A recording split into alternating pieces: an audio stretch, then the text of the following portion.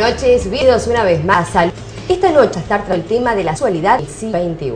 Sin dudas, un tema que va a dar que hablar, un tema muy importante para todos. Vamos a estar hablando acerca de las nuevas tendencias, acerca de los nuevos modismos, cómo seguirles el ritmo a los padres y estar al tanto de lo que está sucediendo. Esta noche vamos a estar contando con la presencia de dos especialistas de nuestro país. Ya vamos a darle la bienvenida a la doctora María Emilia Álvarez, que nos acompaña todos los martes. Muy buenas noches, María. Buenas noches, un placer estar con ustedes. Y una de las invitadas especiales será la psicóloga y sexóloga Gabriela Mickelson, que además tiene su columna en Caras y Caretas y tiene su espacio en Radio El Espectador que se denomina Sexo con Sentido. Muy buenas noches. Muy buenas noches, un gusto de estar acá con ustedes. Gracias por acompañarnos. Por favor. Y antes de comenzar, nos introducimos de esta manera. En los últimos años nos ha bombardeado la idea de la libertad sexual. Comunicación, revistas, acción, radio, internet, saturados de contenidos sexuales, ya sean implícitos o explícitos. La publicidad usa el sexo como tal herramienta para atraer la atención, y la idea del sexo produce al año varias ganancias. Sin embargo, la falsedad sexual es uno de los problemas que se aquejan tanto a hombre como a mujer en el siglo XXI. En el programa analizaremos estos y otros relacionados con la sexualidad en el siglo XXI. Bueno, con ustedes en los distintos pues hemos venido analizando qué características, en qué el hombre se fija y cómo evolucionan diferentes conceptos que repercuten en las conductas sexuales de todos nosotros.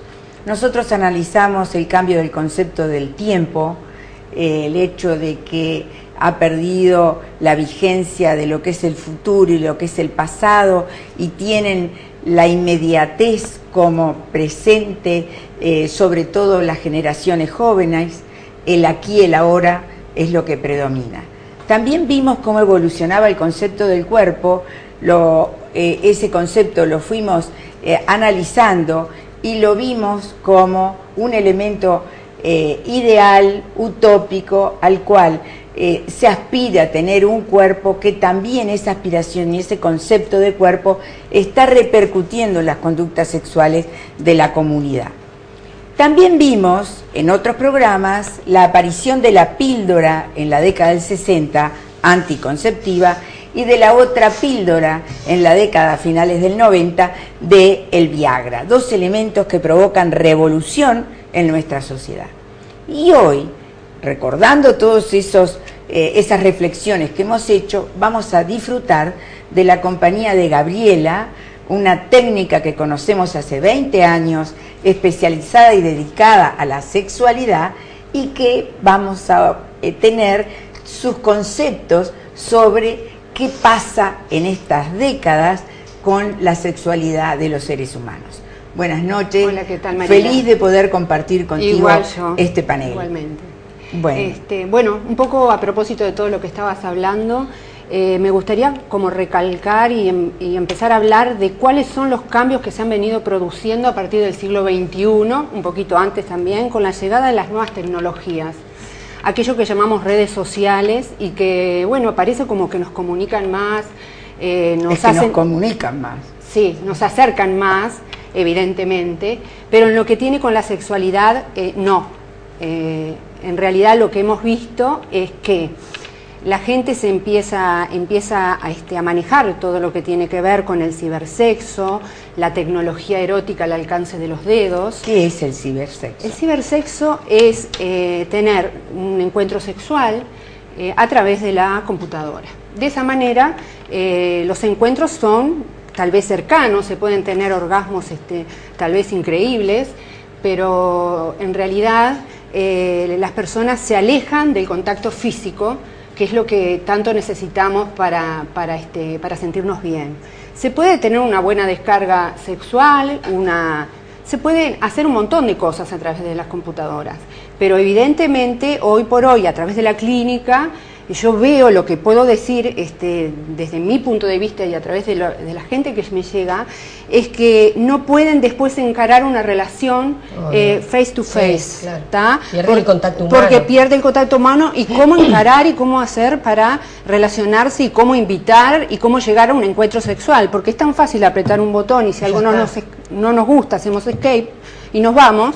Y bueno, no podemos apretar un botoncito y escaparnos de frente a una persona, ¿no? Entonces, eso está haciendo que mucha gente, varones y mujeres, hoy en día se encuentren con más dificultad de entrar a relacionarse con la gente, con otras personas, ¿no? Hablo en las distintas opciones y orientaciones sexuales, ¿no? No solo heterosexuales, sino homosexuales, todas las orientaciones sexuales. Hay una gran dificultad con respecto a eso. Y los jóvenes hoy son una de las generaciones que más están entrando en estas dificultades. O sea, el uso más favorable de esas nuevas tecnologías para las generaciones jóvenes.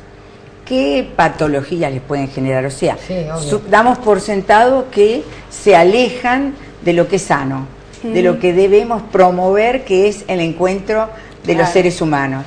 Pero, ¿qué patologías le pueden generar? Claro, por un lado, el encuentro, el disfrute del cuerpo del otro, del propio cuerpo a través del encuentro sexual, es algo maravilloso que tiene que ver con el placer, que tiene que ver con el sentirse bien, que tiene que ver con la comunicación. ¿Qué es lo que produce un exceso de esto que llamamos la tecnología erótica?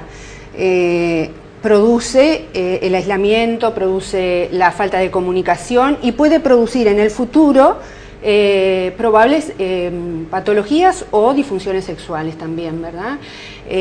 A veces incluso, es lo que he visto en la consulta también, es que se llega a tener una sexualidad un poco compulsiva, ¿no? De buscar a través de la computadora, de los chats, buscar la descarga inmediata frente a una situación de ansiedad o de frustración. Están cambiando inclusive la prostitución por el sexo virtual. Sí, obviamente, totalmente. Eso me parece que, como decías vos, ¿no? Ya estamos llegando a un límite que qué es lo que va a pasar de aquí en más. Exacto. Porque van a quedar las personas, van a quedar como islas. Como islas, exactamente, sí. ¿Cómo cuesta se mucho. encara eso? Y bueno, eso cómo se previene es con la educación sexual, ¿no? Hablando desde pequeños y hablando desde el vamos, de lo bueno que es el placer sexual, lo que bueno que es fantasear y estar con alguien. Y bueno, y hay alternativas de utilizar estos medios, ¿verdad? A veces se utilizan y bueno, está bien, todo es cuestión de medida. La cuestión es que no pase a ser una adicción o que una cuestión en que no podemos dejar de hacer. Tiene que ver mucho el temor, miedo, fobias, sobre todo la enfermedad, sobre todo las enfermedades de transmisión sexual, sobre todo el temor de tener el SIDA. ¿Cómo es seguro ese mecanismo de utilización de las computadoras? ¿Encuentran seguridad en ese aspecto? Porque también hay que darles argumentos. Claro, lo que pasa es que comenzó todo esto con la aparición del VIH, ¿verdad? Claro, era como un sexo más seguro el hecho de intercambiar sexualmente y no correr riesgos. Y no correr riesgos. Pero ahora con toda lo que la parte psíquica. Claro, la prevención que hay, ya se sabe muy bien y desde el vamos, desde que nacen los niños, yo siempre digo, ya nacen con el preservativo, teniendo en cuenta de que deben de usarlo. Estamos lejísimos. No, pero en la gente que tiene